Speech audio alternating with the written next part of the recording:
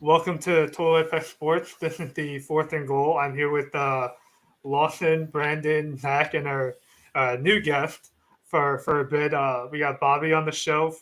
Um, but yeah, first off, I wanted to get into the last night's game, which was a pretty big upset, I would say, with Dallas beating the Bucks in Jared World for like the first time. I feel like, but yeah, Lawson, you want to get into the Tampa Bay collapsing kind of? The, one of my really good friends is a Tampa Bay fan, and he was calling me hot, said fire Todd Bowles. For whatever reason, Oh you wow, cannot lose this game. You cannot lose this game because with Atlanta winning and you dropping this game, which should essentially be a layup, the Cowboys have nothing to play for but for pride. All you have to do is win out, and you win the division because you're a game up. But now that you're tied, you're technically second in the division due to Atlanta swept them in the regular season. But to yep, go back to the original point of the game, even with a minute and change to go, I felt like they were going to get into field range, and then Deron Bland, that was just it's a weird play. Whenever a quarterback's wrapped up and they're trying to break out of it, and then Baker shovels it to Rashad White, and then he's trying to stay up. There's just for me, there's an internal clock. It's like plays that go on too long. Normally, not many good things happen when plays, tend to develop way too long. And so when Rashad White fell and you see Deron Bland take off with the ball, I'm like, oh my God, he ripped it out and the camera pins to Baker. And Baker's like, what the hell just happened? That was my biggest thing. I was totally surprised and still thought Tampa had a very good chance to win because they had a minute, what was it, a minute 20 and a timeout. Plenty of time to get the And then ball. all it needed was a field goal. So Yeah, because they were down another 14. Yeah. thing. And That's another thing. Chase McLaughlin can kick the pigskin off the football. So, hmm yeah, Mike. Since you're on the show, what were your thoughts on just like who was gonna potentially end up winning the NFC South, either the Bucks or the So, Falcons? a Um, couple of weeks ago, I actually wrote an article about Kirk Cousins staying the starter in Atlanta. When they were in first place, I think you had to go with the veteran and not throw a rookie into the mix while you're in a playoff hunt. His last 5 weeks, he threw 9 interceptions versus 1 touchdown. Mhm. After they relinquished first place, I was like, okay, go with the rookie, man. Like you gotta. It's sometimes teams just need that spark, and they can rally around a new quarterback. It's a crazy stat on like quarterbacks getting benched without injury. That team going on to win that week. So I love the move by going to Penix. When they drafted him, I kind of like that move too. Because I think Cousins he's got a 4-year deal, but they can Interesting. opt out after Okay. 2 or something. Yeah, it was after 2 years. Yeah, it was after Yeah, two Yeah. years. so They can opt out of it. They can get out the money. so him sitting behind Cousins for a couple years, loved it. It's the Green Bay Packer formula that's worked for 30 years, right? Yeah. You get your future quarterback, Right. have him sit for a couple years. With now him going, he went awful yesterday, Yeah. didn't he? Penix went off. Yeah, he did. he had a solid game. They put up Other like than the 30, one, didn't Yeah, he they had put a up the like good one game 34 points against or interception. the something? Giants. Other than Yeah, the I one mean it's against the Yeah, it was Giants, but 34-7. Yeah. Yeah, Real but test yeah. is Sunday night though. yeah, with them sweeping the Bucks, it's going to be tough Mhm. because they have to get a game ahead. So with 2 games left, they need. I don't think that. Yeah, they don't. They have already played each other twice. Do they Yeah. both have division opponents? Does either one of them have the Panthers on? No, it? they both got the Panthers left, but Tampa's Yeah, they got both New do. Orleans this week. They yeah. have New Orleans this week, and then they have Carolina. No, they have Carolina this week, then New Orleans then next week, and then Atlanta's at Washington on Sunday Night Football, and then Atlanta's got Carolina at the end of the season. Yeah. So if Atlanta's got Mhm. or it looks like the Bucks have an easier schedule. Yeah. But they still gotta go 2-0 basically. Yeah, Right. they do. So They did. They have to go 2-0 now. Yeah. Right. Well, they have to just hope that Atlanta Zach drops. told me. Yeah. Zach just told me he'll just be back on the Thursday show. His connection dropped out. Mm. But yeah, I guess Brandon. What do you think about like the? I know that this game doesn't matter too much for the Cowboys, but do you think they just end up sticking with not Jerry Jones, Mike McCarthy, for next year? So here's the situation. So for me, watching that game with my mom last night, um, that team, if they were healthier, would be in this race with Mm-hmm. Philly and Washington. Mm. So I think they will Okay. stick with Mike McCarthy. Um, if they were healthier. Now, granted, I think Prescott was struggling the beginning of the year, so they wouldn't have won the division. I think it would have been still either Washington or Philly. But if they were healthier, especially on the defensive side of the ball, like Deron Bland last night was so good in coverage on Mike Evans. It was crazy, and he made the play at the end to seal it, and Jordan Lewis. Yeah. So that defense was still playing. If they had their studs all year long, that team would be a lot better than what they are right now. Um, so for me, I think they'll ride it out with McCarthy. I don't see him I don't see him making that change. Maybe giving it one more ride. Um, then that makes me happy as an Eagles fan because Yep. because I know we can beat them. Yeah. I just Yeah. know. I just know. Yeah, that for me though, I think Deron Bland having him healthy was the key because him missing those first 10 left them so vulnerable in that secondary for too long, and that's what cost them the season. It, Yeah, they just had too many injuries just with Parson, Trayvon Yeah, Diggs. Like yeah. they just couldn't find Mm. get healthy. But yeah, let's recap the Saturday games. Firstly, Bobby, in terms of the Texans, they put up actually a pretty good fight against the Chiefs, but I feel like this is what Kansas City does this year. They just win the close game. Well, I guess semi the close. Chiefs seem to play up and down against their opponents. Like they play Yeah. down to the Mm-hmm. weak ones. They play up. Like because what was the final on that? I know. 27-19. Yeah, because I know the 27-19. Chiefs. I know they covered. Yeah. They don't cover many games, so I do know that they covered the spread. But like I said, like even like against Denver, like they barely squeaked out the game against Denver when they blocked the field goal at the end. Mhm. Mm-hmm. It just seems like they know when to rise up and know when Mm. to turn it down. Like, they, Yeah. they're two-time champions for a reason, and when they get into the playoffs, it's a whole nother animal. Like they just like it seems like they're just trying to get through the regular season healthy, and we'll just squeak out a win here and there to get there. I mean, I don't think they care about seeding. Yeah. I don't think they care about home field advantage. When you've got the best quarterback in the world, like it doesn't matter, and you got the Swifties behind you, like Oh, Not the power of the Swifties. Yeah. the talented Swifties. Shake it off. Yeah. Yeah. Yeah. Honestly, Travis Kelsey just looks like he can't move anymore. Like he's just like he's a sitting duck out there.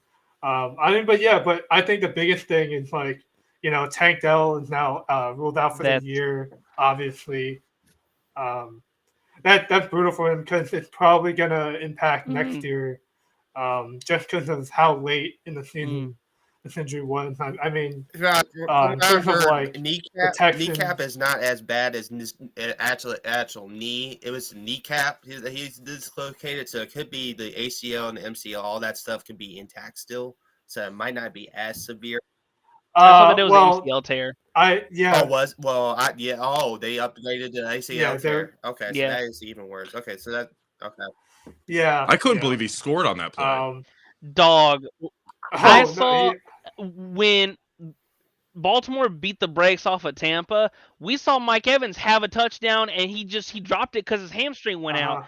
And I thought the same thing when the second Tank Dell caught it, and I didn't see it till replay because all I see is him down. And I'm like, oh, because I saw his receiver teammate dive for the ball and him get rolled up. So I was like, okay, Mhm. he messed up his knee bad. Then I saw the replay and him still hold on to it. And when he rolled out of it, part of me was like, I hope from his kneecap down doesn't fall off because it looked like it was just it was nasty, Yeah, it was and gruesome. it sucks for a player that last year, as I want to say it was a rookie last year, he was really fun and electric, and then he Mhm. breaks his leg, and then earlier this Yeah, year with his gunshot incident, and then now this, it's just like Yeah. it sucks so much because he's a really good, fun, young, exciting player. And for a team that was already without Stephon Diggs up to this point in the year, when he tore his ACL, now it's like you're kind of piling up these injuries at these skill position players. I'm like,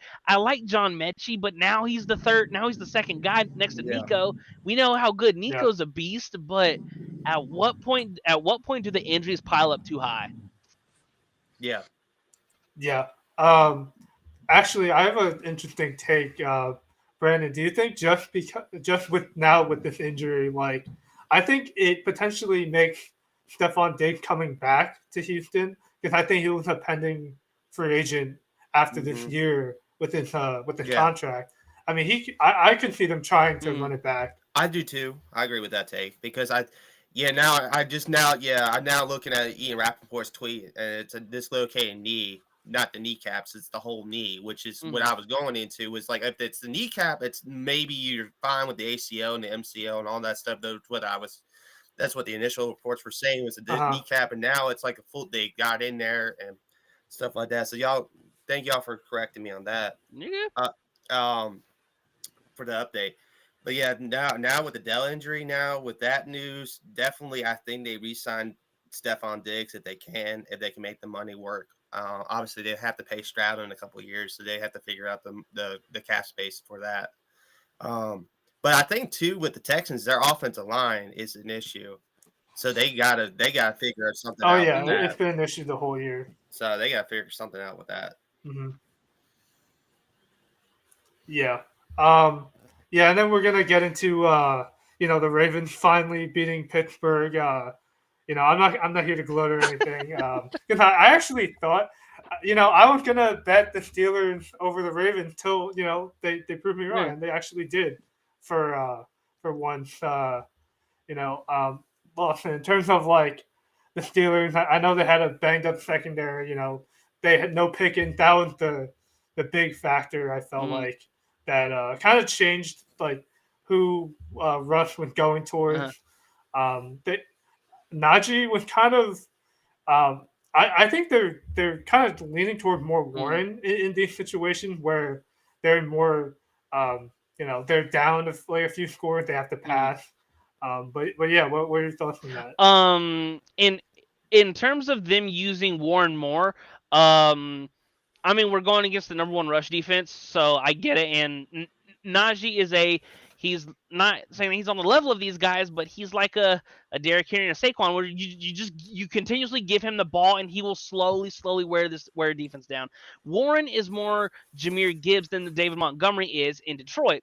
Now, Hmm. when it comes to the whole totality of the game, when George Pickens was out and Deshaun Elliott was out, I'm like, okay, well, we saw in Philly we contained Saquon, but what happened? What happens when Minka Fitzpatrick has to come down into the box? It's one on one Yeah. galore, and that's where I thought a lot of the issues were going to be. Now with Larry Ogunjobi still being out, he's questionable this week against the Swifties in Kansas City. But I just think that when I saw Derrick Henry in the first quarter just rip off 10, 12, 8, 9, like I'm like, this is going to be bad if we cannot just contain him. And he had 7 explosive runs of 10 or more yards just in this game. That Hmm. is the most any running back has had in any game all year. So I'm like, well, if we're not going to Yeah. contain Derrick Henry, we're Lamar for as you see the graphic right here, Lamar 3-time MVP. He got the win. Awesome. I didn't think Yeah. he played enough to win. He was very efficient. The one turnover, it's just Lamar was not going to end the year with 3 interceptions. Like he just Hmm. wasn't. So it was a mix of a bad read and whoever the pass was to just weren't on the same page. But you know we saw Russ the very next Yeah. To yeah, we Bateman. saw Russ the next possession throw a pick six, so it is what it is. going into it, I felt like even without George Pickens, we had the ability to win, but we had to generate turnovers. We forced 3 fumbles that we didn't pick up. We didn't pick up a single one of them, and I thought that could have been the Mhm. turning point. And Russ at the 4, the 3, he just get down, Russ. The worst case scenario, you get hit in the side you're carrying the ball and you fumble and you don't get it. Guess what happens? He got hit on that side. He Right. coughed it up. Then just couldn't jump on it. And then like our opportunities were there. I just felt like we were going to split the entire way anyways with no George Pickens, because if George Pickens isn't there, Yeah, yes, yeah. Calvin Austin is a deep threat, but other than that, there's no volume catch guy. And against Baltimore with a shaky secondary, you have to have a volume catch guy. Hmm. I felt like I mean for a guy who's like 5'9", like Ardarius Washington, he can hit someone. Oh, Like awesome. even I was like I thought that was a touchdown for Russ, because you could just normally just against the defensive back, you could just push your way in there. But yeah, I mean he's been pretty lights out. They had a lot of safety issues before with Eddie Jackson, and Marcus Williams just sitting on the bench because apparently he can't play anymore. But yeah, like I think the Ravens defense has been like one of the more shocking things, that they were able to turn over basically at the midway point of the year, and then just turn it on. Because before, if the defense was this bad, like going into the playoffs, I wouldn't have. Even if the offense was really good, I would have like no confidence. But if they can play complementary football and actually use Derrick Henry, then yeah, I would be pretty confident in them potentially winning. But Bobby, in terms of like Lamar, like what do you think of his performance, or just like with the conversation with Josh Allen and Saquon Barkley in the mix for MVP? I mean, we still have like a good week to go before like any like non-serious football gets played in like week 18. Yeah. Because that might not matter. But yeah, first of all, you got to throw Jared Goff in that MVP conversation. I'm sick of my man not getting any love for the MVP. Okay. Yes. The guy just put up 336 yards. Goff's been brilliant. I mean, he's 3 been good this year. Other than Houston, he's doing stuff every week. Absolutely. But with Lamar, man, people were wondering about like his legs at the beginning of the year with Derrick Henry being in the mix, like he wasn't going to run the ball as much.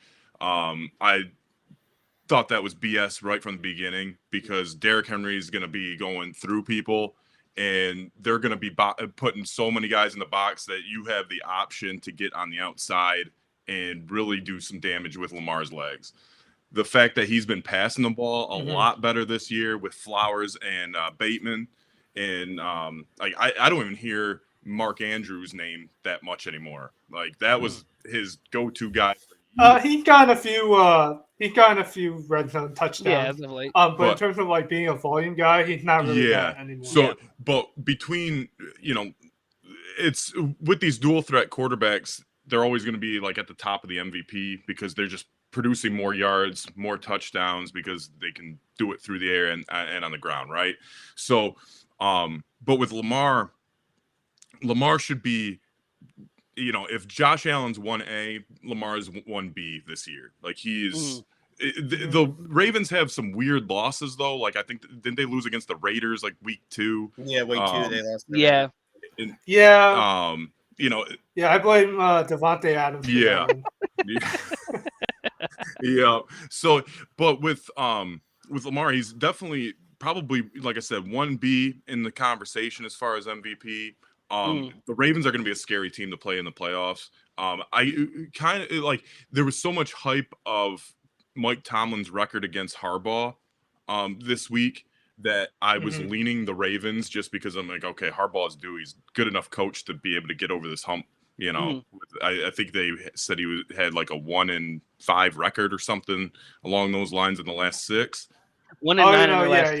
Yeah. 1-9 out of the last 10. So yeah. So I mean, it's just kind of playing the, odds on, Harbaugh getting one over, but it's unbelievable what Tomlin does with these teams. I mean, they minus Russ this year. I mean, since Roethlisberger, they haven't had Mason Rudolph. You're gonna say Mason Rudolph? Like, Oh, we're gonna get into the other quarterback in a little Even bit. w- you even know, and even still when having winning seasons. Like, it's unreal. It is unreal how the Steelers franchise or organization runs, man. even when Big Ben popped his elbow and we had Duck Hodges in there for a couple games Yeah. and Mason Rudolph before he got hurt, then Duck comes in and there's yeah, it's awesome to see year in and year out. But my only concern, and I feel different about this team, if we get fully healthy before the playoffs, we're not, in the grand scheme of things, we're not good enough to win the Super Bowl, but we're not bad enough to get a top, 8-5 pick that, we need a blue chipper after Ben leaves. Well, we're never gonna be bad under Mike Tomlin. We're never gonna be bad. We're always gonna be into the slightly above average to really good range. So I mean, in the grand scheme of things, I wanna know what the number is when we re-sign Russ and what we do with Justin. What's the number going to be? That's the only thing that I'm going to look at when I get a notification from Rappaport or whoever. It's like Steelers re-sign Russell Wilson. First thing I'm going to look at. Okay, what's that number? Are they both on 1 year deals? Are they both Yes. up Yeah. after this year? Yeah, they're both on 1-year contracts. Yeah. Yeah. Well, Fields will be gone, right? Fields will be Yeah, gone. Probably, but I hope not. He wants that option, man. I get it. I get you. Yeah. Yeah. I'm even with the win, I'm still, come playoff time, if the Ravens and Steelers play again, it's going to be a totally different Yeah. game. Cause I've just seen it. I've just seen it with John Harbaugh, but I mean, I will give him his flowers for at least this week. For this year, just they finally beat the Giants and they finally beat the Steelers. I'll just get that out of the way. But yeah, we can go to the Eagles, and then if Kenny Pickett's gonna have to start again or in the playoffs for whatever reason, they are not the same team by a long shot. I mean, in terms of but the defense, I felt like they kind of fell apart at the end. I guess what was your take on that Eagles game? Thank God for the Commanders. I knew you were going there. Let me hear it, Brandon. Let me hear it. So let's see. Let's first things first. Obviously, hope Jalen Hurts recovers quickly. Need him. Number 2, if C.J. Gardner-Johnson does not get ejected, that fourth quarter does not happen like that. And he needs to be better about that, obviously.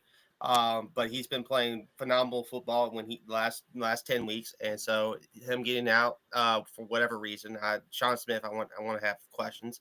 Number 3, Kenny Pickett was not bad yesterday. He was not that particularly great yesterday, but he was not that bad. He had us in position to win the game. Devontae has to catch that ball. If he catches that ball, we take knees, and we're talking about a different subject, and we're still alive for the 1 seed. We're still technically alive, but we have to hope that Detroit and Minnesota both lose this week. Right. Well, they play each other the last week of the season. Yeah, so. they did play each other last week, but we have to. Philly has to hope that they win this week, and both Detroit and Minnesota lose. Minnesota has a good chance of losing Green Bay. Yeah, I think y'all will beat San Francisco, so that's out of the question. Obviously, the Saquon Barkley side of it too for MVP now is taking a huge damper. He'll still probably win Offensive Player of the Year, because of the fact that the run game wasn't as strong without number 1 in there as I thought it was going to be. When I heard that Jalen Hurts was going to be out this game, I was like, okay, well, they're going to load the stack the box on Derrick Henry, pick the throw the ball. And then the injuries, Sweat and Davis both came back, but those also impacted. And I was going to finally say Jane Daniels was good. Yes, it was great yesterday when he had to. He did have those, they did have 5 turnovers as an offense, but they bounced back from it. They got 36 points on the number 1 defense in the league. Granted, like I said earlier, if they had Gardner-Johnson in there, maybe they wouldn't have those 22 points in the fourth quarter. I'll just say that right now. I think there's miscommunications and coverage. with dude and McCollum being out there and having like moving parts on, especially on the Zacchaeus touchdown to make it 27-21. They had too many men on the field, yada yada yada. Slay was trying to get on the field, but they had Ringo in there, so it's all discombobulated. So yeah, I mean, as an Eagles fan, I'm not worried about that loss. I'm really not. There's no reason to be worried about that loss because I know if Hurts was in that game, I feel like we would have won that by 20 points. The way it was played. Yeah.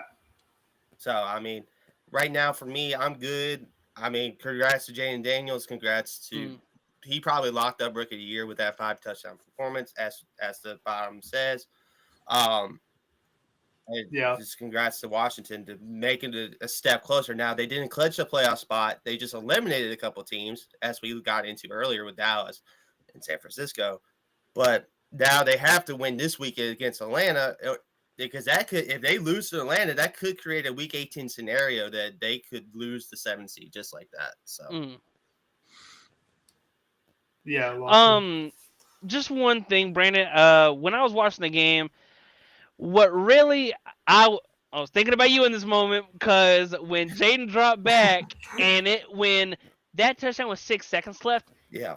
I don't know if it was a miscommunication thing, but he was just normally people got to pay $100 an hour to see somebody that butt naked in the back of the end zone. Yeah. They were in Tampa. They were in Tampa. They were in Tampa too on that play. Right. So, and the route concept was great. So if you watch the route concepts, it was end up open.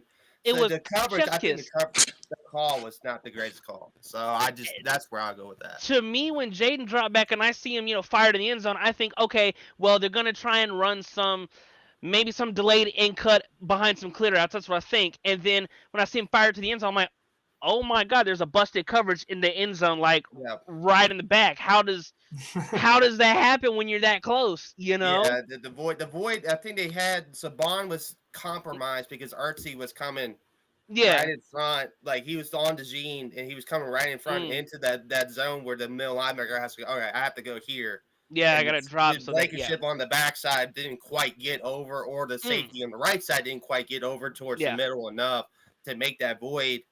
That void was going to be there either way. And I think Acho pointed it out too. The right side could have been open too. Like he had options on that play. Yeah, it was just a good play call by Kingsbury in that moment. So I mean, I'm not like, and that's also contributing to the backups in certain situations there.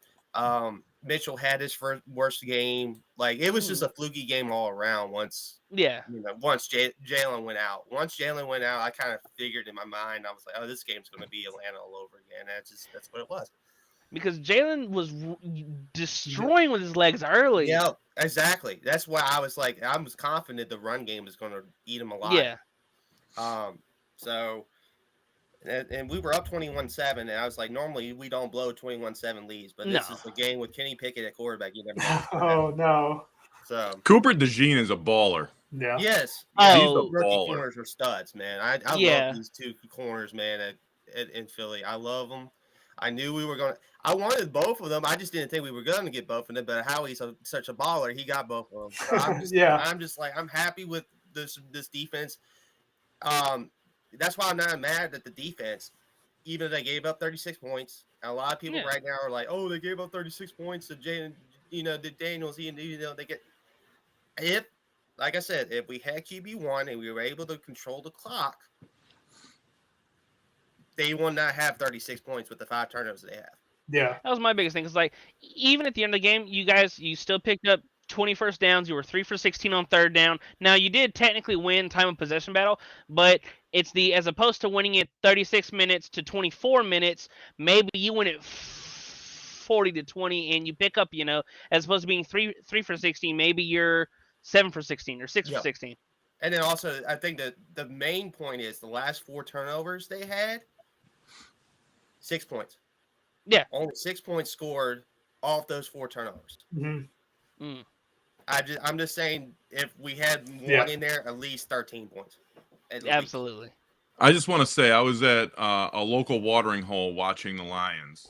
Local watering hole. and they switched over to the Commanders Eagles game. Yeah. And when because that of y'all's game touchdown with 6 seconds left, the y'all place lip, I bet y'all- it blew y'all up. exploded. as if yeah. we won the Super Bowl. Yeah. I was I mean, watching that's the Dan thing. Campbell's press conference, and all I hear is all the players. Yeah, All I heard was I saw that clip too. all I heard was all the players in the back go like "Hooray!" and even the reporters were like, "Well, I guess the Eagles just they just gave up a touchdown with 6 seconds," and even Dan Campbell was like, "Well, let's wait for these next 6 seconds, and we'll really get to celebrating." Yeah. Yeah, and we had the red zone effect, so we were a couple seconds ahead of the rest of the bar. So Yeah. we would cheer, and then about a minute later, the rest of the bar would cheer. Oh, jeez. I mean, that's the thing. Where are you at in Michigan? Do you I'm mind? Wow. just outside of Detroit. Oh, okay. So y'all. Oh, they're going Yeah, crazy. dude, Yeah, y'all going every crazy right now. everything is Honolulu blue around here. Yeah. Everything. So I mean, that's the thing, man. Mhm. I work at a grocery store, and my manager, one of the produce managers, is a Detroit fan. So I get it. So he was probably going crazy too once we lost yesterday. But I mean, like I said, I think that once she was long shot regardless, because Detroit, even though the injuries, I think they would have God, they're found a rolling. way to win the last two. So They're just on a mission this year, man. Yeah. After blowing that lead in the Right. NFC Championship, it's like they took it personal. Mm.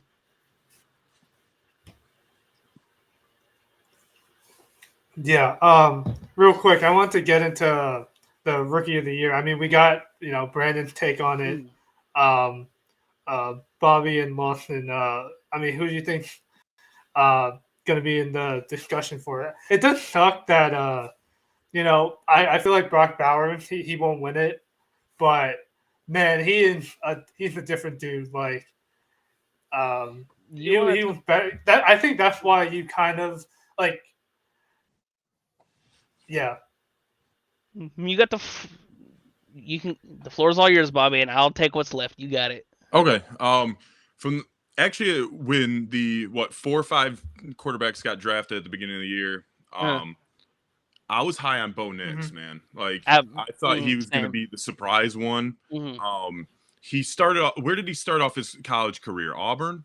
Auburn, yeah. Okay, Auburn. because of his dad, right? Auburn. Yeah. And I read this story about how much pressure he put on himself as far as living up to his dad's legacy at Auburn. He transfers. He has a great year. I mean, he had the highest completion percentage for a quarterback in college, I believe. The guy can straight up throw, and I didn't know he had legs like that either. I mean, it seems like he's scoring a touchdown almost every week with his legs as well. Jaden Daniels, him and Caleb were marked as 1-2 in the draft as far as talent wise. I think it's between Daniels and Nix, obviously, but I think Nix because of such a surprise with the Denver Broncos. I know it's a lot of their defense, but no one thought Denver was going to be in the playoff picture, and they pretty much control their own destiny. I believe. I think they're in it right now. The Commanders, I thought Dallas was going to be a little bit better, but Dallas is comparable to the Michigan Wolverines. Every year is their year. Every year they're the greatest thing since sliced bread. Say the line, Bart. Moses split the Red Sea.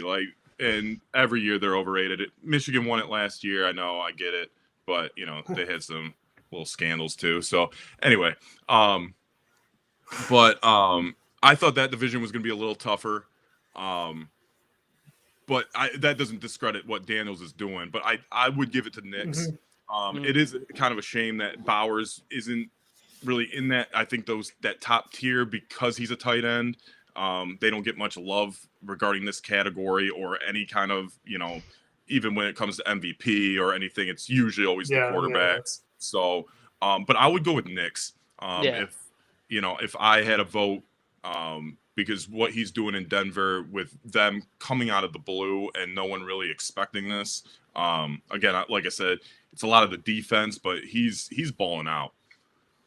And they don't have Judy. I think, Judy was just played there. I think he's with him and Jameis, I hope Jameis stays the quarterback at Cleveland, just for Jerry Jeudy. I mean, he's playing phenomenally with Jameis at quarterback. It really sucks for Brock Bowers because the team around him sucks. But like when you look at his numbers, he's top 10 in receiving yards as a rookie. He's top 9 in targets per game. He's top 5 in catches per game. Like, he's just a baller. Just throw him the ball and he's gonna snag it. It doesn't matter if there's a single, double. He has wiggle. He has really good footwork. But we know this is damn near 98% going to go to a quarterback. It's a coin flip for me. Both probably make the playoffs, which is a surprise because you don't normally see rookie quarterbacks make the playoffs. If I had to lean one way, I'd give the slight edge to Jaden just for the simple fact of like his marquee performances have been bigger, like you just saw this past week. 21-7 down, 5 touchdowns. I understand the 2 picks. However, like he's had bigger, more on the golden stage. Like when Monday night against Cincy, the game-winning touchdown when it was once again just chef's kiss, drops it right in the dime for the go-ahead touchdown. Like his big moments in these big games are just, it's magical to watch, and it takes nothing away from Bo Nix, because I was right there with you, Bobby, when it's like, I was telling people before, I was like, don't be surprised when after the rookie season, when it's Bo Nix is the best one out of them all three in 1 year. Because he was accurate, just like you. I knew he was mobile. I didn't know I did not know that he was capable of a 70-yard rushing performance game against the Saints. Didn't know.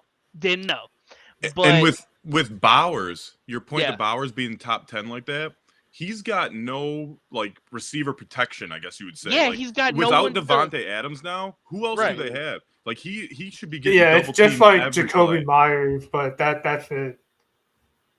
And once again, it's not taking anything away from Jacoby Myers because he's to my knowledge, he has the most targets this year without dropping a pass.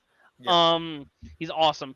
But like you mentioned with Brock, like if I'm a defensive coordinator and I'm going against Vegas, I'm like, guys, wherever Brock Bowers is, we're shading inside and out, and we're having over the top help just on top in case, because he's also very, quick, like I said, mobile, good footwork, spectacular hands. But to go back to the original question, I would give it to Jaden Daniels.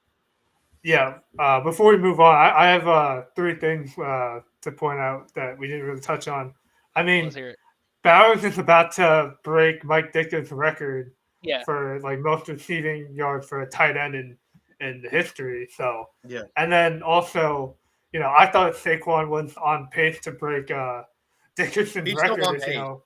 Yeah, he will. But like I thought he was gonna have like a Jonathan Taylor level. He was really on pace, but early on in that game. But in terms of like Bo Nix, like we can get into it. I was shocked that the Chargers finally didn't Charger, and like because I felt like this was Denver's game to win, and somehow Justin Herbert they finally did it in their building last Thursday night. Bobby, what did you think of that game specifically? I actually didn't get to catch that game, so if someone else wants to take over, well, I feel like if Bo Nix won that game or had a big performance, then maybe we talk him more at the Rookie of the Year. But Lawson, you can take over. Like John Harbaugh has unlocked Herbert, though, man. Like Jim. The play action game with the run game, opening up the pass. Like I think coaches before him wanted Herbert just to sling the ball all over the place, and he might not be that guy. He might be a game manager that can just do the right things at the right time and just not turn the ball over. And if he, can continue down, Harbaugh. Harbaugh's got a proven track record with these quarterbacks. Dayton, when he started, in college, all the way through his NFL, back to college, back to the NFL. But if he's got the magic sauce for Herbert, man, the Chargers are going to be good. Herbert's still young. I mean, it seems like he's been in the league for 10 years, but it's only been like 4 or 5. So Yeah. Same class as still young Tua, dude. same class as Jalen, same class as Joe. So 2020. Yeah. When it comes to just the pure game of it, going into it, I was like, well, for every big game Justin Herbert's ever played in, he's lost. And it's not Mhm. and you know, it's not in the grand scheme of things like, oh, he's never going to win a big game. Oh, no, it's just up to this point he hasn't. And in games in which he's trailed by double digits, hasn't won a single one of them Until last week. Yeah. until last week. And I thought it was for someone who loves, I dabble in a little bit gambling and sports betting. I was like, oh, Oh yeah. I For sure. have no idea how Denver is the underdog here. They were up double digits. They were controlling the whole game, and then in the second half, you really saw Justin Herbert. He started to utilize his legs. I thought that he was sensational down the stretch. When it comes to Bobby's point of maybe he's unlocked Justin Herbert. Well, when you look at him, when you look at Herbert statistically, his numbers are all down. Oh, I wonder why. Maybe because they're actually running the air out of the ball. Because Yep. when your head coach says that, we're gonna take a tackle because we think tackles are weapons. Yeah, I want I want that coach. Yeah, he's just a football guy, and I loved that Herbert could win a game like this because J.K. Dobbins is coming back. He's gonna come back. I don't know if it's this week or week 18 for a playoff push but when the ball kicks off for whatever game the Chargers whatever stadium they're at in the postseason, J.K. Dobbins is gonna be there, and you're not gonna want to play a Jim Harbaugh coach team in the playoffs. I'm gonna call it now. I think Chargers upset over the 3 seed. I think they get the. I think they get Oh, the wow. 6. I'm gonna call it. I'm gonna call it. Mm, I'm probably gonna be wrong, but I'm gonna call it. I think they get the upset. They go to the 1 seed, Kansas City, to create that divisional rematch. That'll be fun. Yeah. But to go on to the game itself, I think the momentum of the free kick, the first time since Oh yeah. Yeah. Oh, for sure. dog. Yeah. the first time since 1976 we had one of those, and we had Mason Crosby attempt one in the past 10 years or 12 years. We had a couple of them attempted. Yeah. This by far was probably the easiest one because it's 57 yards, and any kicker nowadays can make it from 57 yards. Yeah. And the fact that they got that just like that, Chargers. I had the feeling the Chargers. Once I saw the highlight of the free kick, because I didn't really catch this game either. But once I saw that and everyone was buzzing about that, I was like, okay, I think the Chargers are going to pull this out in the end, and that's what they did. They pulled it out. Justin Herbert was phenomenal in the second half, as Lawson was pointing out, and the run game was phenomenal in the second half, and just Denver couldn't really get anything going in that second half. Yeah. Yeah, that I free feel like kick rule's got to be that free kick rule's got to be the weirdest rule in football, right? It I mean, is. it's one of them. But, It's Same with the drop kick unbelievable. rule. yeah.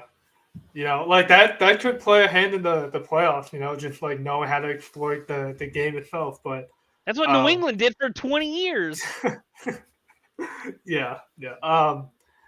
But I feel like the Chargers are like, I mean, I didn't think that they were able to run on Denver with Gus Edwards just based on their past performance, but they were able to. Yeah.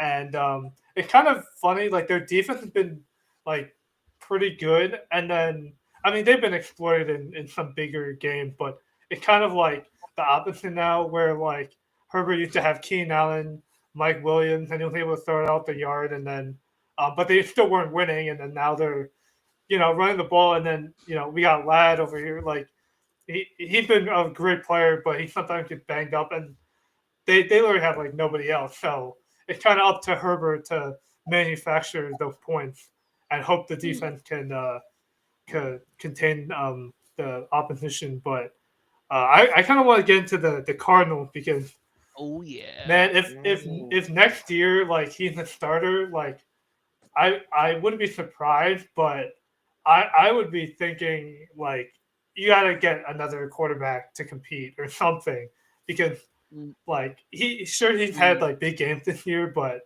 I don't think he's hit. Lawson, what did you say about them? Saying you got to get another one for Kyler? Oh To no, I'm compete, saying but I like think that's they what have the to team. get another quarterback. They Like replaced Kyler Murray. They replaced No. Kyler Murray. Kyler's one of those interesting. Okay. where Kyler's one of he's if just based off a pure talent perspective, there's maybe it might be him, Lamar, and Josh. When you pair his legs, he has a cannon of an arm. I think that they're the Cardinals for a reason. For ever since it was they had a great start. What was it? 2 years ago they started out 8-0. 3 years ago, and then AJ Green just didn't turn around for a jump ball, and then ever since then it plummeted down. We saw Kyler. What was it? Last year, the year before, when he messed up his knee against New England at home, and Mm-hmm. then he had to get carted off, and he was done for the year. I just think for Arizona, the quarterback is not the problem. They got to get some Okay. All right. defensive pieces like Paris Johnson, their tackle that they drafted. Um, Not this past draft, but the draft before. Mm-hmm. I'm really high on him. Marvin Harrison Jr. has been a hit. Hasn't had a drop in what 6-7 weeks. He's been awesome. He's still a rookie, and him and Kyler, they're just at the tip of the iceberg as their connection. Because there's been times where Marvin he's not like he'll get to the top of his route and he's not driving back to the ball. Like once you get to the top, just drive back. And there were 2 plays in overtime where I thought he could have picked up the first 2 plays of Arizona's drive in overtime. They went right to him, and it was a jump ball that the defender made a great play, made it contested, and then the second one that it wasn't a drop, but for Marvin Harrison, you gotta have sure hands. If you're not blowing by anybody, because he doesn't have high end speed, if you're not blowing by anybody, you have to win in the phone booth at the line, and you have to have very very secure soft hands. Yep. So for Arizona, I think give it another 2 years till we have a for real conversation about Kyler, because I don't think Kyler's the problem. I'll take Andrew's take and spin it. Interesting. It's not Kyler's the Okay. problem. It's Jonathan Gannon. Wow. That's where I'm going to take it. And that's Wow. where I'm gonna because I've known Jonathan Gannon since we hired him in 21, and I know that man is notorious for blowing games in certain moments. And games like this, where you have to win and come up with Yeah. a good game plan, he hasn't done it. Look at Super Mhm. Bowl. Look at Super Bowl 57. No great game Yep. plan in that game. I know the field was terrible. This and that and the other. You were up 10, no adjustments. What does Patrick Mahomes do? Shreds that defense on a hobbled ankle, like he was supposedly had a hobbled ankle on Saturday. But I digress. Yeah. I think Jonathan Gannon is that guy. If he don't step it up next year and prove with some pieces around him, like Lawson's saying, get some defensive pieces in there that kind of fits his system, and he don't step up next year, he might be on the hot seat. And I know that's early. It's kind of early, but it's league. You gotta prove it. And, Yeah. and I just think that Jonathan Gannon is that guy where he's like, oh, I can do this, and he proves that he can. So. Yeah. And that's where I'll spin it. I think Kyler is fine. Even though he's small, he's Yoda back there. But at the same time, I think it's Jonathan Gannon's the main issue right now in Arizona. Yeah. I want to hear Bobby's take on it Yeah. first before I on the Cardinals. Just I guess in general. Yeah. Man, can you still hear me? Because I'm losing connection Yeah. a little bit. Okay. No, we hear you. I think you're good. You're Yeah. good now, buddy. You're Okay. Can good. he hear us? Oh. There we So I think they need some help on the defensive line. Okay. Can you hear me? Yeah. Yeah. Yeah. You're good. Okay. I was gonna say, we they can- need yeah, help go on the ahead. defensive line. Chuba Hubbard scored that touchdown way too easily in the overtime. Oh my God. Yeah, that was bad. Just threw 2 grown men off of them like they were yay high. Just shrug them both off. It was disgusting. Yeah. I think more of my frustration Oh, there with you my frustration with Arizona that man, why couldn't they get McBride the ball? Like, why did they? It was literally like his lowest target share of the year against Carolina. I'll give credit to Carolina too, but man, it was just. I guess on paper, like of like the defense and like mentioned, like I just thought that this was like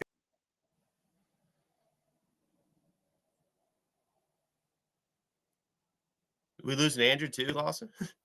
Let me find out we're losing the host. There we go. no, my Kind of yeah, mute my there for a mic second. just restarted. Yeah. Nice. Anyway, We're good now. yeah, I was gonna say, like, my frustration with Arizona was more of like, they had McBride, they had Marvin Harrison.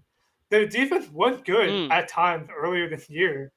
Yeah. There have been games where people praise Drew Petzing and the play calling, and then there are times like he apparently is the problem. I just think that I don't know for what I've just seen Kyler missing way too many throws for how good he's supposed to be. I think Yeah. that's what it comes But down we can, to. yeah, it comes down to it. Making Yeah. the throw. Because like they Oh, like they've had Jake back. Connor back. banged up, but he was which is all right. Well, There we go. We're all together. We're all again. back. anyway, We're all together again. There we go. yeah, I guess yeah, we all lost connection at the same time. I mean, it's kind of Well, it's really cold I out was just here put in the where I am. backstage. That's how I was here still. Stupid technology. Yeah. Bob, you want to continue with Arizona before we move on? Yeah, I think they need to address their defensive line. Chuba Hubbard, he scored way too easily in overtime on that drive. He had 2 big runs right almost back to back. But I love what they're doing on offense with Kyler and Marvin Harrison. You can add Trey McBride on there. James Conner, I thought he was going to the desert to die, and he rejuvenated his career there. Like, I thought he was pulling the Emmitt Smith, go out there and just, find a cactus and lay on it. But offensively, I like what they're doing. I think they need to address the defensive side of the ball. I'm actually surprised they're hanging around the 500 mark. I didn't think they would get to that point and even be in contention, but that's a harsh loss yesterday for them because it took them out of contention, and it's against arguably the worst team in the league. But Carolina's defense, Bryce has been playing a lot better in the last few weeks. So. Yeah, for sure. We can move on to Bobby Lions winning over Chicago. I will say I was surprised that Jared Goff actually played well in the elements because he's known not to do that. But now he can do it, so that's he pretty, gets so much hate. good for him. He gets so much hate. It's not hate. It's just historically. Yeah. He's. I think he's the most underrated quarterback in the league. Yeah, by far. He gets so much hate. Get talked about. Like he had the perfect game earlier this year where he went 18 for 18. He's doing things like every Lions game. It's funny because every Lions game they'll say, the Lions haven't done this since 1954. The Lions haven't done this since 1930. It's every week, and it's awesome. Like I was saying on Discord, like covering the Lions as far as writing. And writing for the first time and having this team win 13 games for the first time, it's been awesome. Yeah. Like I said, Jared Goff's doing weird things every week that they'll have the flash as far as the statistic on the screen. But you go places around Detroit, whether it's a Lions game, a Red Wings game, Tigers games, concerts, people are chanting Jared Goff, Jared Goff. And he's not even there. He won't even be in the building. Pistons games, like who's watching those besides people chanting Jared Goff? Like, it's unreal. And for we all saw the debacle on Thanksgiving for Chicago. There was no doubt in my mind that they were going to come in and roll. Chicago had no chance in this game, especially after the loss against Buffalo. Dan Campbell and this team is on a mission after losing that NFC North game. They're taking this season personal. If there's any conspiracy about them running up the score, watch for that against San Francisco. They are going to destroy them. You said you're a betting man, Lawson. You're damn right I am. And I'm right there with you. San Francisco this week. Right before we started, I'm writing up my Detroit article. I said, little sneak peek in my prediction. I don't give a damn. I'm surprised it's only 3.5. I'm surprised it's only 3.5. Yeah. They're going to beat the brakes off of San Fran in San Fran. Do you take an alternate line? 10, take an alternate line 10. Of like minus 13.5. What makes? Do you remember when they played against Dallas and they tried so hard to get Penei Sewell that touchdown pass? Yeah, that's it. Because you know why? Because last year Dan Campbell, that was a spit in his face, and yes, he's a high emotional guy. He said, "I don't give a damn that we just got 3 straight false starts, move us back to first and goal at the 8 to the 13, back to the 8. Well, I'm gonna go for it and break their hearts." Now it bit them in the ass last year, but come Monday night, they are going to beat the Niners down. They might not get as many stops due to a little sneak defense behind the curtains, guys. We were talking before the show. They got 26 guys on IR. They might not get as many stops. However, they're probably going to drop 40 plus if they can. So I don't know if you guys heard about the David Montgomery thing. About did you hear about the over under? Yeah. Yeah. 775 out of he missed it by 775 and a half. yard. Yeah, I brought that up. Yeah, it's crazy. It's one of the funniest beats ever. He only needed 5 yards against the Bills, plus 3 more weeks. Yeah, and you're going in needing 5 yards to hit this over, and he gets 5 attempts, 4 yards, and misses it by a half yard. Unbelievable. It's to go back to just the game. Caleb's been really good to me, considering, especially over the past 2 months. No interceptions, which it's a good and bad thing because I kind of like my quarterbacks to throw a couple interceptions. At least push the ball down the field. What's the worst that's going to happen? Yeah. Just like CBS, like what CBS tweeted out for Josh Allen, he didn't throw an interception. It was an arm punt. Yeah, aka an interception. So that's why don't take that off the graphic. Yeah, come on, guys, it was an interception. Don't say arm punt. We know it was an interception. Let me hear it, Bobby. Come on, go ahead. Come on. I was gonna say this is gonna be my hot take. Let me hear it. All right, Jared Goff is the new Drew Brees. Yeah, he is the new Drew Brees. He started in a situation where he had a little bit of a success. And now he's in Detroit, and he's going to make his career and his legacy known. He's within, his 4th year in Detroit. He is already the best quarterback Detroit has ever had. I don't want to hear Matt Stafford. Oh, Goff is the best quarterback so he's ever had. Here's my thing on that take, Bobby. I would not say it's that hot of a take, especially if y'all win the Super Bowl this year. Oh, what? I would not say that's not that hot. Because Brees won the Super Bowl in New Orleans right after, right around that 4-year mark of him being in New Orleans, around that 3 or 4 year mark, they won that Super Bowl. So that I would be saying that's a cold take. I mean, that's like not a cold take as in that's a bad take. I'm saying that's a great take. Right. No, I get you. because Drew Brees was phenomenal and he was good in it. He was good in San Diego. Mm-hmm. He was not the best in San Diego. He became what he was in New Orleans with Sean Payton. And then I have a similar feeling here in Detroit with Goff. People did not want Goff here. Like when that trade happened, people were upset. Like LA just threw him in. Yeah, he was the filler. And as if they just didn't want him and he was broken and all this stuff. I loved it. I can't stand Matt Stafford. I'm just going to throw that out there. Wow. Leave Stafford alone. That's a hot take, but that's, I'm the biggest Stafford hater. He did nothing for the city of Detroit as far as on the field. And people say that he didn't have things around him. He had arguably the best wide receiver ever in Calvin Johnson. He had a historical defense, Ndamukong Suh's last season. They were so good against the run that they made teams one-dimensional. He couldn't win a playoff game. He only made the playoffs 3 times. He didn't make anyone. You look at Tom Brady and the greats, they make receivers. Like, who was Wes Welker before those guys, right? Yeah.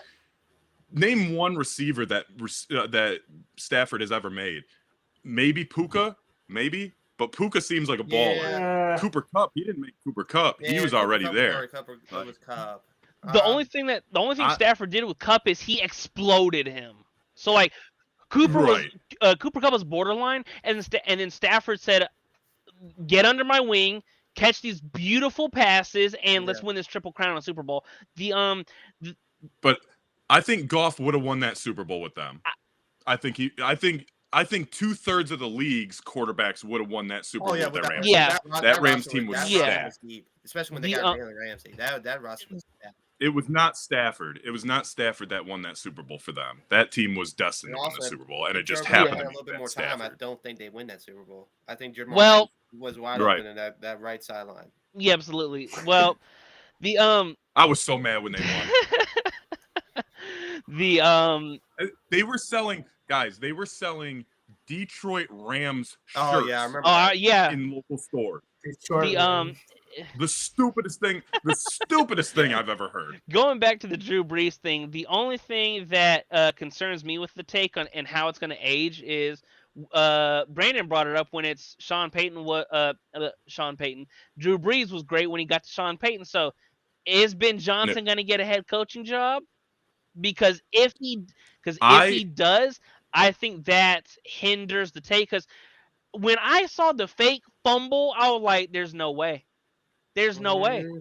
There's no way. Because I see a fake toss, 2-step back, and Gibbs is on the ground, and I'm like, what the hell? Then I just see Goff turn around, Sam's wide open. I'm like, I just witnessed a fake fumble. Speaking of bad beats, I had Sam Laporta more than 43.5 receiving yards.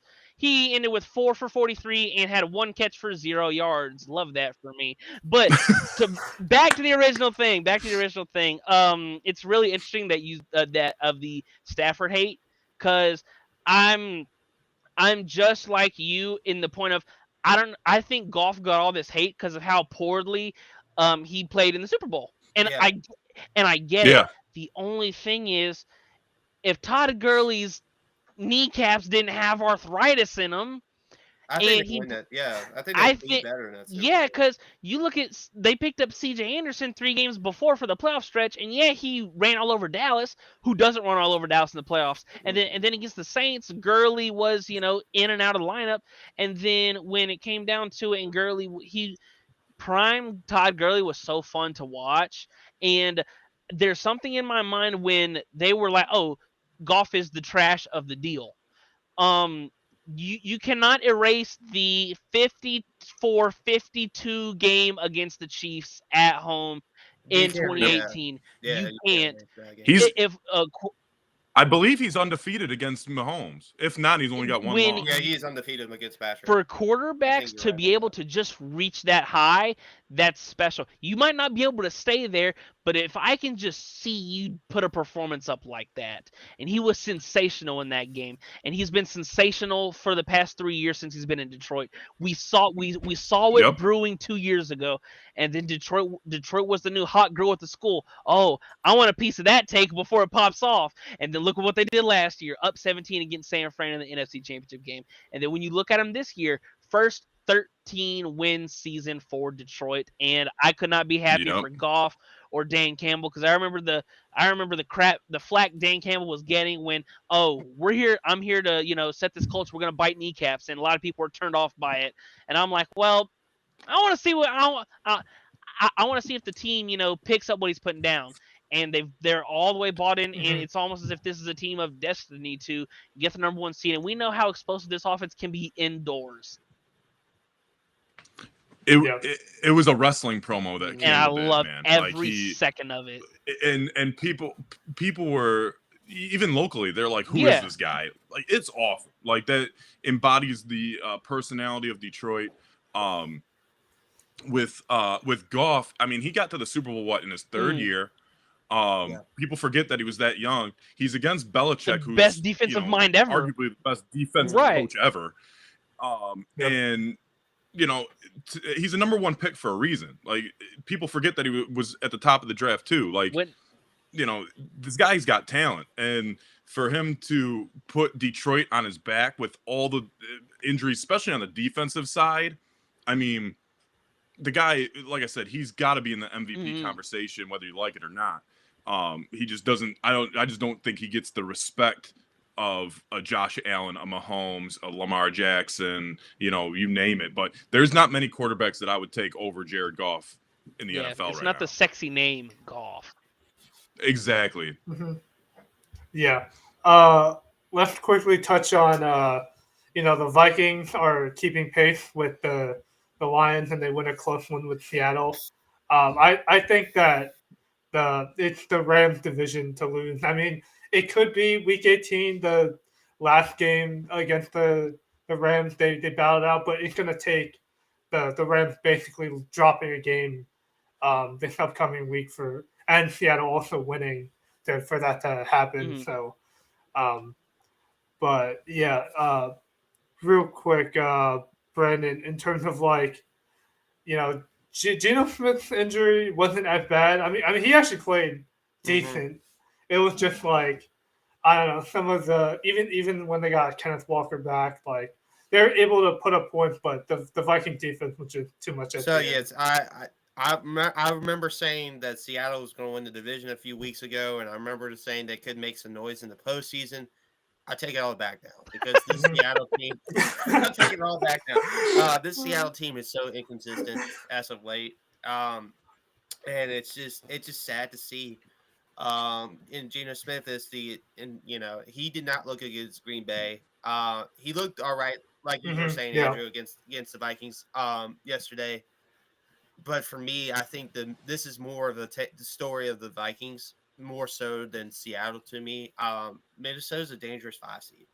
They're dangerous. Yeah. You don't want to be the NFC South winner, either Atlanta or Tampa Bay, because you're going home. This ain't the Eagles of last year where they got the 5. They back into the 5 seed after losing 10 the collapse.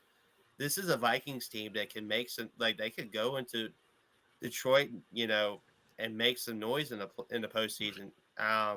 They can go to the Philly. They can make some noise in Philly. They can give Philly some problems. So this Vikings team is a very good team. I would be Kevin O'Connell, Coach of the Year talks. I would definitely give him I would definitely give it to O'Connell at this point. Him or Tomlin? Those are probably the only two, and maybe Dan Quinn a distant third. And Sean Payton, those two, distant third and fourth. But Minnesota, I like their defense. I love the fact that Darnold's playing well too. He's been kind of underrated this year. I think also for me, Jettis has become that guy that no matter the game plan against him, he's going to get his. You just got to hope to contain Addison, because if you contain Addison, you might have some opportunity. And also for me, Aaron Jones has been we've been talking about Henry and Barkley all year, and Josh Jacobs. Aaron Jones has been kind of a good addition for Yeah. them, and they're a good addition in the running back committee of running backs that move. I feel like Darnold's going to cost them in one of these games against Detroit or Philly, but they are a dangerous, dangerous, dangerous team that you don't want to bet against, especially in the first round of the playoffs. I'm sorry to interrupt, but I got some breaking news. Deontay Johnson has been claimed on the waiver wire by the Houston Texans. That makes, That makes sense. sense now because Yeah. of the Tank Dell injury. With Tank Dellinger. Yeah, it was just I hope the Ravens just beat the brakes off of Houston now. First game could be against Baltimore in 2 days, so we'll see if he's activated. Yeah. I'd be shocked, but just Please, Ravens, just embarrass him, please. I'm just so peeved about what happened. I mean, like, man, it must have been so bad that they didn't even want to have him on the bench for a comp pick. Like, they just let that comp pick go. I mean, but I don't blame them. If it was that bad of drama, in the locker room, I don't blame them. But we have Monday Night Football tonight. Saints at Packers. I mean, this should be all Packers. Should be. Let's. Who's starting It at doesn't quarterback matter. for the Spencer Rattler, I think. doesn't matter. Rattler. Bobby Caboose is starting at quarterback. It doesn't matter. It does not matter. Yeah. Love. I wrote last week on the Week 16 DFS. I have Love as one of my starts, and yeah. Well, I don't want to get into my lot. I hate that they always have good quarterbacks. Can't they suck for a couple years? They've had 30 years of Favre than Rodgers, and now I'm not high on Jordan Love, but if he proves me wrong, if he proves me wrong and rips off a Super Bowl in 12 years, it's like, well, shit, y'all got 30 years of potential fantastic quarterbacks. I saw week one. In a neutral site that what Love can do, and his turnover can be. That's my only thing as to why, to me, he's not like, oh, he's one of the next young ones that are going to be awesome. It's the fact that you sat behind Aaron Rodgers, and Aaron Rodgers does not have the best mechanics, and he has the golden arm that, I don't care. No foot planted, back foot, damn near 360 no scope in the pocket. It's gonna go exactly where I pointed it. And Love, like you can see him when he's in the pocket, when he's on his back foot, he'll do like the Rodgers hop, where he'll kind of just like slight bounce in the pocket, and he holds the ball like Rodgers, about 3/4 up to his shoulder. He releases it like him. So, and once again, Aaron Rodgers is not a bad quarterback to sit behind. But he doesn't have, the best habits like when you sit behind Brady. Like we saw when Jimmy G sat behind Brady when he got flipped to, San Fran and they ripped off 5 straight. It's like, oh, well, he only sat behind the greatest quarterback of all time. Yeah. Yep. So I think I think Love has developed a couple bad habits that the habits that he has developed and picked up from Rodgers, they have withstood me from diving all onto the Jordan Love train. Mm-hmm. Yeah. Let's just cover the Finns, Dolphins, Colts, the Fillers. They're Bengals. They're still alive. With a win. I mean, they're probably not. I think still the Chargers and Broncos are still just gonna get the last 2 spots. Yes. We hear it. I think Cincinnati pulls it off. Well, it's going to come down to if the Chiefs. Man. Well, it's going to come down to if the Chiefs hit starters in Week 18. I think Cincinnati beats Denver this week. They get the other results they need from Indy losing 1 game and all that other stuff. And I think the Chiefs want to have a better performance against Denver heading into the postseason, because I think Buffalo can still keep up with them slightly. I know, it is going to come down to the Chiefs having to need that game in Week 18, and that's why my take is like hot. It's hot, but I like what Joe Burrow has been doing this last month. and I think Cincinnati's defense has stepped up at times, and I think the Bengals are gonna sneak into this back half of this playoff. That's just me. All right. Yeah. I guess in terms of like the Bills escaping with a win over the Patriots, I think it's kind of funny how the Josh Allen he's been playing on a broken hand for like the first few weeks got like leaked like right right after that their game yesterday. I mean, they say he fully recovered, so like it shouldn't be an issue. But I don't know. I think in terms of like MVP, he's had a great year. Like, don't get me wrong. Yeah. Like, but um, I I don't know in terms of like if Josh Allen gets all like throw happy and like he starts making some boneheaded mistakes and they don't like establish the run pretty early, like like their defense just like that was when like their defense was actually making some turnovers and getting stopped, but yeah, they can't really do that. I mean, Drake May kind of had a chance to win that game, So yeah, in terms of, I mean, they're obviously going to be in the postseason and everything, so it's not too bad. But yeah, I guess what are your takes on just this general topic? The Bengals only got, I think, 7% chance to win or make the playoffs. Slim. Oh yeah, no, they need help. They need help. They need a lot of help. They need the Dolphins, the Colts to each lose one. They need to beat Denver this week. Okay. Obviously, then next week they need to beat Pittsburgh. In Pittsburgh, their seat's pretty much locked at this point. Or even it might come down. My fault. If we tie with, sorry to interrupt.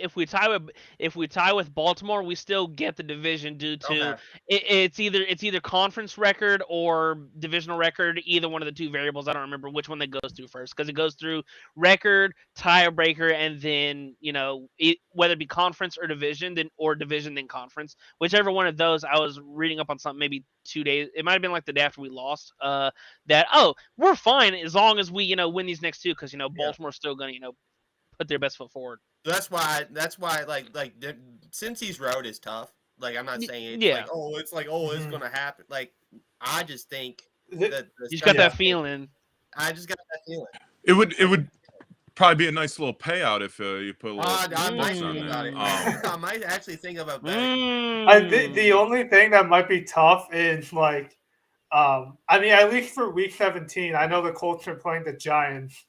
Like, I don't know, expecting the Giants to win a game. The easiest road because they had Titans, Giants, Jags. Those last three. So it's the likelihood of losing a game is slim. It is pretty slim.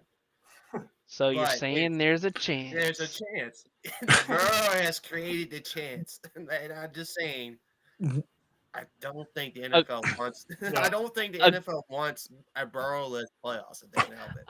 According to FanDuel, the Cincinnati Bengals are a plus 980 to make the playoffs. They're minus 2200. So if you want to throw a $5 on there, that'll return you 49. If you want to throw a $5 on there for gits and shiggles,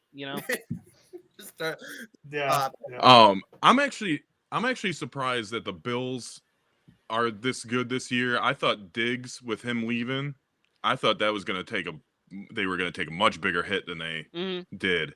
But I also want to say, I think that that little pitch from Amari Cooper to Josh Allen in the snow game is the most overrated play That's receiving touchdown. Y'all do it all the time. The hook and ladder. Y'all do that all the time. Exactly. And it wasn't like he went 20, 30 yards. He went like 4 yards. And if that was a 1 o'clock game, no one would have saw it and no one would have cared. Right. I mean, it was the snow game against the Niners. They needed something Sunday night. To. if you Yeah. look at the Yeah. play again, like there was nobody around Josh. Like to me, it was a Yeah. no-brainer. Like two guys were tackling Amari Cooper, and he's just standing right Push it there. back. Just Yeah. I thought they were gonna blow Yeah, dead like, before. Yeah, I thought they were gonna blow it dead too. well, yeah, I'm gonna bring this up, but I mean, probably not to get fined, but Marlon Humphrey said that he was gonna do the pitch on a pick six against the Steelers to Ajaba. I mean, I don't know if he was there or not to do that. I would have to look at that again. Well, it would have I mean, in terms of like, yeah, I mean, it would have cost him his first career pick six. He's had a fumble recovery for 6, but it would have cost him his first pick 6. Mhm.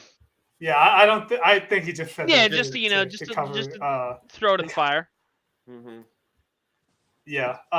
But before we close out the show, we got the on Wednesday we got the Chiefs at Steelers, and then the Ravens at Texans. Lawson, who do you think gonna? Well, I shouldn't even ask because I know that. I mean, do you think Pickens is gonna play for this game? I think that's the big question. Tomlin said, and I quote, "There's a real chance he plays." Uh-huh. If we want any, because I haven't looked at Baltimore's remaining schedule, but live on the podcast or on the show, if you don't mind. They got Browns. They got Browns next week after Christmas Day. After Houston, yeah. So if we want to have the chance to continue and win this division, George Pickens is gonna play. That's just my gut, Yeah, because Heinz Field. I don't care if it's Acrisure Stadium. You can't tell me nothing. yeah, It was Heinz Field when I was born. It was Heinz Field when I fell in love with football, and it will forever be Heinz Field in my little heart. But if George Pickens plays, that's great. Only problem is I need Deshaun Elliott and Larry Ogunjobi to play too, because we've seen over the past 2 weeks what happens when Deshaun Elliott doesn't play. And he has, for all the Steelers fans out there that were saying, where's Minkah Fitzpatrick's turnovers? Where's the impact and the splash plays that he had when we first traded for him? Me. It's one of those, like, they go hand in hand. Deshaun Elliott's the safety in the box. That's why our run defense was so good for the first 13 weeks. So, and both of our starting corners are questionable. I think, once again, I think they'll play. It's a big-time game. It's on Christmas. If there is a chance for the Chiefs to drop the second game of the year and leave the door just cracked a little bit for Buffalo, I think it'll be this game. And that's the theory. Mhm. That's the theory of me. Going back to my Bengals. Yeah, Likelihood. is your Bengals. Yeah. Are they your Yeah. Bengals now? No, not Bengals. No, that's just my Bengals point. Yeah, I get you. If y'all win. Yeah, another thing to go against the Chiefs. One of their starting safeties is questionable with a concussion that left him out of the game against Houston, and Chris Jones is questionable with that calf injury that kept him sidelined for the entire fourth quarter. That in against Houston. So, and if Chris Jones can't go, that's huge. That is massive for a mountain of a man that Chris Jones is. It's bigger than that, because not that they don't have, household names, but outside of Chris Jones, walk into an average home. Oh, do you know who Trent McDuffie is? He's excellent and a former first team All-Pro corner as a nickel cornerback 2 years ago. Like, it's the amount of momentum this would also bring for the Steelers, that if we were to get shellacked by Baltimore on the road, and it's also a home game too, which is another reason why I'm leaning Steelers. I mean, if you like to take a chance on the wild side, you can check out my Steelers article. A little sneak peek. I predicted Steelers money line. I think we pull off the upset. But if you want to play a little bit more safe, I also like Steelers plus. I think the line after the article was published, I think it got up to 3.5. It might still be 2.5 regardless. Mike Tomlin as a Chiefs 3.5. Yeah, the Chiefs are favored by 3.5. So I would take the Steelers money. I'll take that Steelers cover all day. Yeah, we know what Mike Tomlin does at home as an underdog. He's the best underdog coach, not just betting wise. More than likely, haven't done the stats, haven't back checked as to whenever. But this is a big time game, and I get it that the Chiefs are the number one third, because going all the way back to about an hour and a half ago when Bobby was saying, "Oh, the Chiefs, they're just good when they need to be." Yeah, well, when you look, they're the best third down team in the league, converting 51% of their third downs. You know why? It's the money downs. Mm-hmm. So I think Yeah. Yep. if there is a chance for the Chiefs to lose, it'll be this game, because I think they'll handle business against Denver, like, just like Brandon said, Mhm. which leaves his Bengals Yeah. just but this much room, Just that much. just a little bit. Yeah. Going to the Ravens Texans. I mean, Bobby, if like in the playoffs, like even if they do upset Baltimore, I'm not sure what the line is, but I just don't think they're gonna do much. Like even with Mixon, like he had a down game against the Chiefs. Their defense had like a ton of injuries as well. Like yeah, I don't know. I I just agree. mhm. The Texans were a sexy pick for the like a Super Bowl, pick earlier in the season, and Yeah. prior with Stroud having his second year and how good he did last year. Um, I don't see the Texans being very competitive in this game. The Ravens are they're in a position where they can probably move and get that home field advantage in the playoffs. Mhm. They've had some bad losses. I think Harbaugh's kind of got them on straight. But Yeah. on the contrary, they did just come off an emotional win against the Steelers. I mean, that game is Yeah. always tough. So I'm kind of worried about that, just because it's almost like the teams that would play the Lions, they would lose Yeah. the next week. That's a hard hitting game against the Steelers. Who knows if they're going to be 100%? But I do expect Derrick Henry to go off on this game. Yeah. I do want to say something real quick about the Chiefs game. I think the game against the Steelers is more telling for the Chiefs Mhm. than the Steelers. Going into Heinz Field this time of year, Lawson said, about Tomlin's record as an underdog. I think if the Chiefs can either keep it close or win, they'll do better in the Mhm. playoffs. If they struggle in this game, a lot of people are thinking they're going to be a one and done in the playoffs. I think Mhm. so as well. If this game, I think depending on how they play Mhm. this game, is going to be telling for the playoffs. Because if they can go into Heinz Field, and either dominate or even squeak out a win in their condition, as far as Mahomes being banged up and Kelsey not really being Kelsey anymore, and them not really having a Yeah. deep threat since they lost Hunt, or not yet, no, Hill, sorry. Mhm.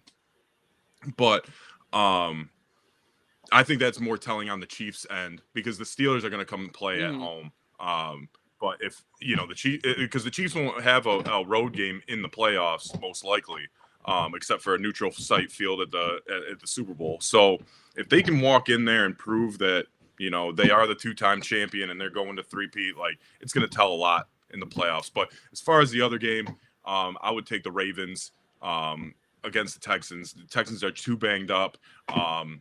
They just got, you just said the breaking news that Deontay Johnson. I don't think he'll play. Right. Like, he's, if they just signed him today. I don't know if he'll be Um, in. Yeah. There's no way he plays this week. To 2 days. So 2 days. to interrupt, I know, Andrew, you said you don't know what the line is now. The line this morning, that once again, if you go check Total Apex Bets, we got your betting articles.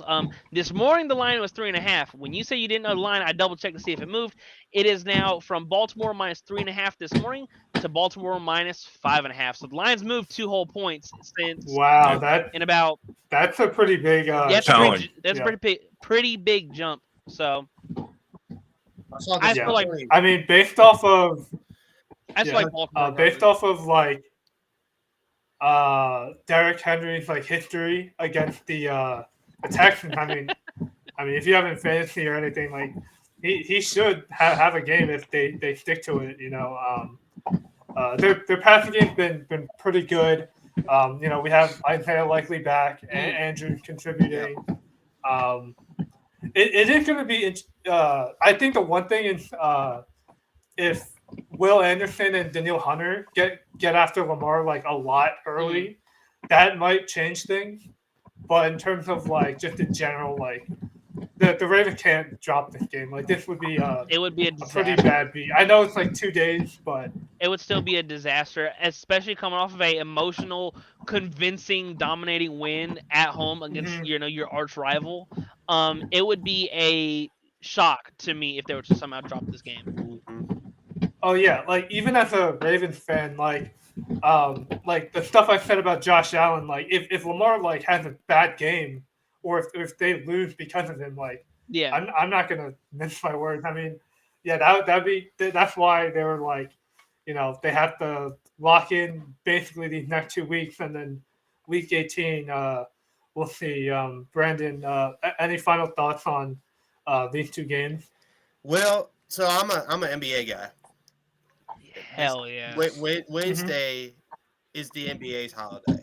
I don't care. The NFL's trying to get their shine and trying to get these fancy matchups in the AFC for playoff implications. Oh, we got Chiefs Steelers the first game of the day. Then we got Ravens Texas. I don't care. I'll be watching NBA basketball. I'll probably pop these games onto the side. I'll be watching Chris Paul and the Knicks. Chris Paul and Wemby go against the Knicks. I'll be watching a lot of these marquee matchups on NBA Christmas Day on ESPN because I know Netflix has had some problems in the past of lagging out. I will still pop these games on and try to keep up with it, but no, I'm not a fan of the NFL trying. We're the NFL. We're the big sports league of America. We're trying to get. No, the NBA will always own Christmas Day in my world. But the games themselves, I agree the Steelers should cover against the Chiefs. I still think the Chiefs, if Chris Jones plays, the Chiefs will win. If Chris Jones doesn't play, I favor Pittsburgh in that game. The Ravens Texans, it should be Baltimore. I especially at the Dell injury in 4 days ago, I just don't see the Texans having enough against Lamar and Derrick Henry. Now, like Andrew was pointing out with Will Anderson and Daniil Hunter, if they get off against those tackles in Baltimore, it could be closer to that now 5.5. So it could be a sneaky cover. I could see a backdoor cover. So it could be a sneaky cover. I think for me too, like I said, NBA's Christmas Day is gonna be. I think that's what's gonna be on my household mostly. I'll probably have the Chiefs game or the Netflix on my laptop, and I'll have the NBA on my TV. That's probably what I'm. Yeah. I'll be watching Christmas Story for 24 hours. Actually, Christmas. There you go. Yeah. Final thoughts from everybody. For the Christmas game, since they're going to be on Netflix, how is that going to go? If it goes that's my biggest fear. That's my biggest fear is I load up and it's the black screen and it's just loading. That's my biggest fear. That's where I was going. That's where I was starting because I know the NFL doesn't want to hear it, but if need be, I will use other means of I know. I'll use other means of watching this game if Netflix starts to lag. Yep. Exactly. Yeah. Yeah. Bobby, you want to say something about that? I'm terrified of when Monday Night Raw goes. Oh my God, that's gonna be hell. That's gonna be every week. They're gonna have to rely on Netflix. That's just crazy. And I was just thinking, I was like, maybe I'll tune in to Raw at 10 o'clock when no one's watching it, and then just rewatch it. So, but yeah, that Netflix, that Tyson fight. Yeah, oh my God, it was so frustrating. They need to upgrade their servers if they want to have these two games. I just don't think they stress tested it high enough because it's a Tyson fight. You didn't expect there to be multi-million people, hundreds of millions of people watching it. Also Jake Paul, internet personality. Right, internet sensation Jake Paul. Jake Paul, and you're not gonna stress test it. Or I'm sure they did, but to this caliber, no, they didn't. So, and with how much money the NFL generates, they better have their stuff right come Christmas. And just like Brandon said, big NBA guy, NBA will always own Christmas. However, I get what the NFL is doing. The NFL is always going to be king, but come on, guys, it's an NBA holiday. That's Christmas. It's NBA holiday. I don't like the NFL trying to encroach on it. They've been trying doing to bogart it everything. They've been doing it subtly. I honestly think they should start the season, the NBA season. Yeah, that's like there's been a heavy discussion over the past 8 years. Yeah, because it gets at the beginning of the season. Everyone's watching football. And if you have more time after football's done, you might be able to get some more viewers. I know you're getting into the summer, but the summer only has baseball, so. Mm-hmm. But I think the Steelers will cover the 3.5. That will be a field goal game, and the Texans lose by at least a touchdown. Yeah. Well, that's gonna do it on the 4th and goal. You can follow everyone here and at Total Apex Sports, Bets Fantasy. We also have Entertainment and Gaming, but. We'll be back on Thursday to recap the Wednesday games and then preview the rest of the slate. I am going to mention one last thing. Like, I already think the NFL having Saturday games is like too much. OD. Like, it already is. Like, we already have it. Obviously more football is better, but I don't like it spread out like this much. Like, I also hate doubleheaders on Mondays. See the double. I don't mind the double headers. They just start too close for me. Being, I mean, once again, I got multiple. I'll have them both on, but it's just one will start at like 7:30, then the next will start at like 8:15, and I'm like, I agree with that. But the thing is if there's a bad game, you can watch the other one. 100%. I get you on that one.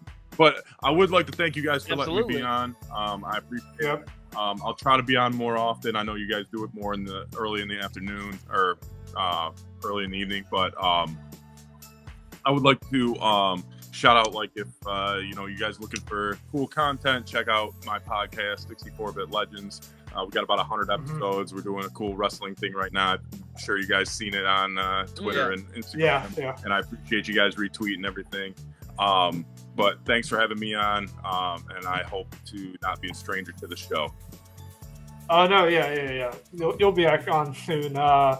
Lawson, you want to plug where you guys can check me out on Twitter at your handle right here on the screen. Also, just like I say every week, if you like free money, come check out Total Apex Bets. We covered the whole slate last week, and we already have 3 articles up now, and we're probably going to push out the rest of all the way up to Saturday games probably before Christmas, and then we'll have the rest of the Sunday slate probably done before the 27th. So, like I said, if you like free money, come check out Total Apex Bets. Yeah. Brandon? First off, before I shout my stuff out, I want to say Happy Holidays, Merry Christmas to everybody watching. Yep. Yeah, you too, man. And Merry Christmas to all my Total Apex family, and stuff like that too. Obviously, handle right on the right side, 30B Ellis. I've been covering high school basketball. It'll probably be on a hiatus this week, so I'll probably be back in January for that. This week, speaking of NBA Christmas, DFS slate for the whole NBA Christmas. I'm probably going to do that tomorrow. I'm going to get that up. Try to get the best players, best plays for the whole slate. Probably one player from each of the 6 games. That's probably what I'm going to do. Along with the quarterbackies. I've been doing an NBA weekly fantasy recap. Last week was just a small week with the NBA Cup and everything like that. So I'm probably not gonna I'm gonna hold off on that until after this week to get that series back going. But the NBA coverage will be there still for me with the NBA full slate, or not full slate, but one player from each game that you should pick for DFS. On that quarterback series, the Eagles DFSs as well on Total Apex Fantasy, which now with the Eagles moving up to 1 o'clock, now they went from 7.5. Yeah, they flexed flexed the Eagles game for the Vikings Green Bay game, which I get. So, but the line changed from Eagles favorite 7.5 to Eagles 11.5 this morning. So something is fishy about that line. Wow. Either CeeDee Lamb's shoulder is a more concern, or Or QB1 Hurts. is back. QB1 is back. So we'll see. We'll see. Yeah. The Vegas knows something. So I don't know what's going to happen with that. So Yeah. Yeah, like Brandon said, happy holidays to everyone and Total FX family. But yeah, we'll be back on Thursday to recap the Wednesday games and cover the Week 17 slate. Yeah, I mean, it's gonna be kind of crazy because like Week 18, like there's just gonna be so much irrelevant football. So small football. but- Like that's like backups. There's going to be a lot of backups. Yeah, this is really